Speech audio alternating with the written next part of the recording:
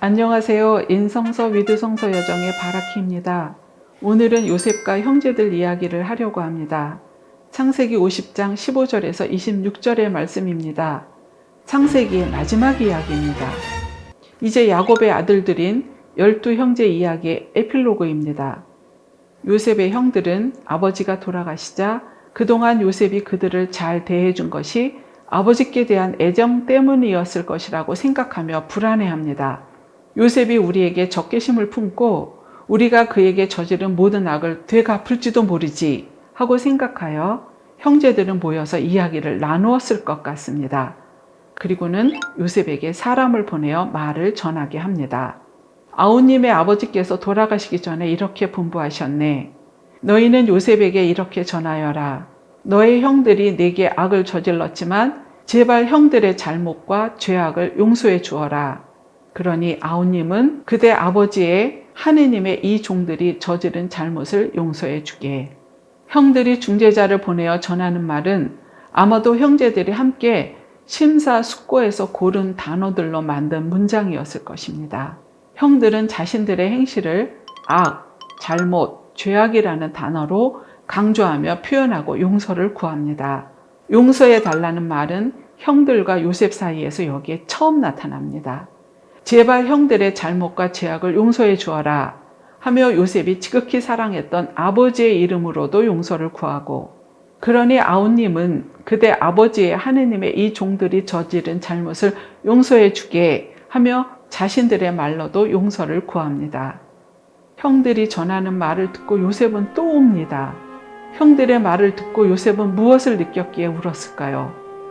무엇보다도 먼저 형들이 자기를 해친 일을 잘못했다고, 죄악을 저지른 것이라고 인정하며 용서를 구하니 눈물이 나왔을 것입니다.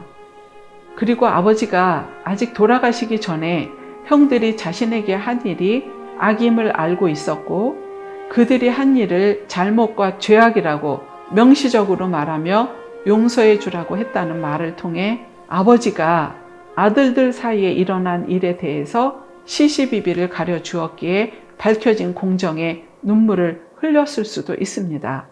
아버지의 보호와 판단이 필요했던 아들의 마음으로 말입니다.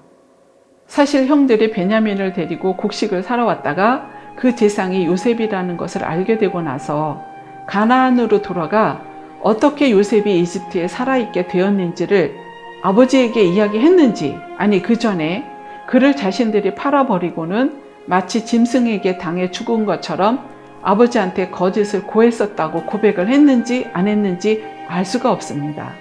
그러니 아버지 이삭이 이 사실을 알고 돌아가셨는지조차도 알 수 없습니다. 학자들이 왈가왈부하는 대로 이 말이 형들이 지어낸 이야기이든 아니든 분명한 것은 이 내용에는 최소한 과거의 사실에 대한 형들의 죄 고백과 사죄가 명백하게 들어있다는 것입니다. 그것이 중요합니다. 상처를 입은 이가 이미 덮은 일이지만 그것은 그가 하느님 앞에서 사는 사람이기에 행한 그의 일이고, 그것과는 별개로 이웃에게 해를 가한 이들의 죄상은 여태까지 그냥 침묵 속에 묻혀 있었습니다. 그런데 형들이 처음으로 죄를 고백하며 자기들의 말로 용서를 구한 것입니다. 요셉이 형들로 인해 자기 인생에 일어났던 불운을 하느님의 섭리로 해석했기에 형들을 수용하고 받아들여 잘 대해 주었을지라도, 또 아버지의 사후 그들의 두려움이 원인이 되었다 할지라도 형들 편에서 명시적으로 용서를 구하는 것은 필요했던 것 같습니다. 성경이 이 장면을 우리에게 보여줍니다. 그리고 사실 상처가 치유되는 데에는 상처 입힌 이가 용서를 구하는 것이 가장 효과적이지 싶습니다. 요셉은 형들이 전하는 말을 듣고 울었습니다.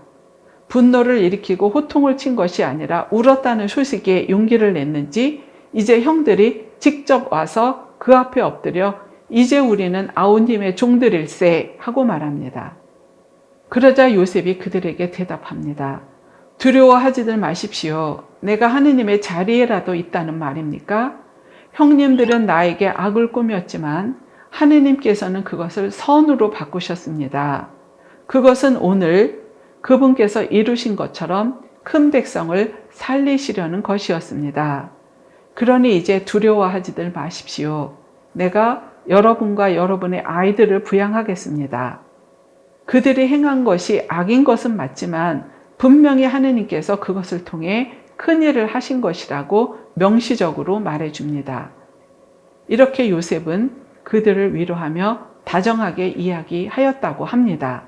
요셉은 분명히 알고 있는 것이 있습니다. 그런 일들이 일어나기 전에 자신이 꾼 꿈입니다. 2번이나 연거푸 같은 의미로 꾼 꿈을 말입니다. 그것이 자신이 갈 길이었음을 압니다.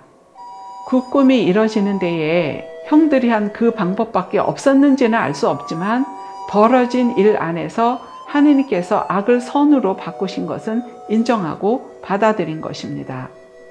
요셉이 고생하고 성장하며 걸어간 길은 주님 앞에서 아브라함처럼 걸어간 길이었습니다.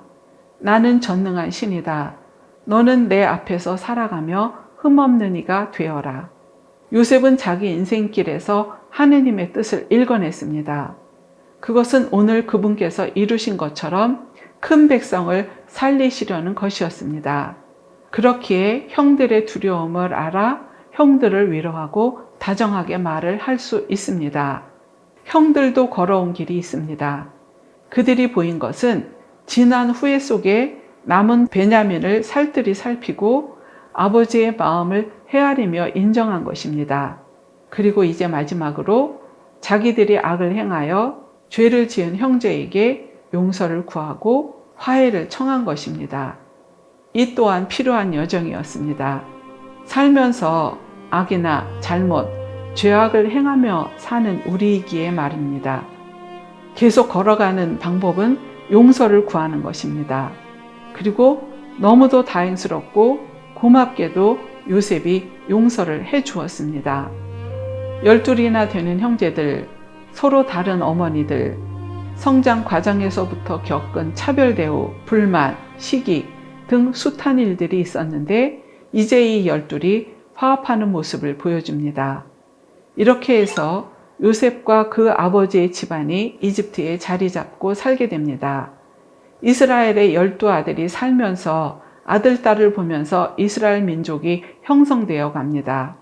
요셉은 110년을 살았고 에프라임에게서 3대를 보았다고 합니다. 므낫세의 아들 마키르의 아들들도 태어나 요셉 무릎에 안겼다고 합니다.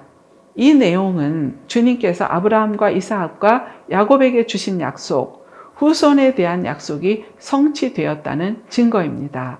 약속의 땅에 대한 성취는 요셉의 말을 통하여 미래적으로 서술됩니다. 요셉이 자기 형제들에게 말합니다. 나는 이제 죽습니다. 그러나 하느님께서는 반드시 여러분을 찾아오셔서 여러분을 이 땅에서 이끌어내시어 아브라함과 이삭과 야곱에게 맹세하신 땅으로 데리고 올라가실 것입니다.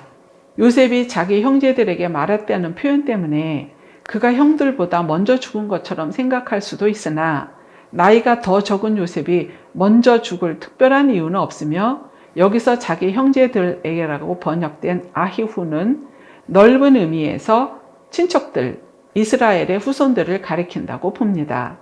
요셉은 죽음 앞에서 하느님께서 반드시 이스라엘 후손을 찾아오실 것이라고 말합니다. 아브라함과 이삭, 야곱처럼 요셉의 마지막 관심도 하느님 약속의 성취에 대해서 말합니다. 그때 여기서 내 유골을 가지고 올라가십시오. 요셉은 죽어서라도 유골이라도 고향으로 가게 되기를 바랍니다. 훗날 이집트를 탈출하게 될 때 이스라엘 후손들은 이를 기억하고 요셉의 유골을 가지고 갈 것입니다. 요셉이 110살에 죽자 사람들이 그의 몸을 방부 처리하고 관에 넣어 이집트에 모십니다.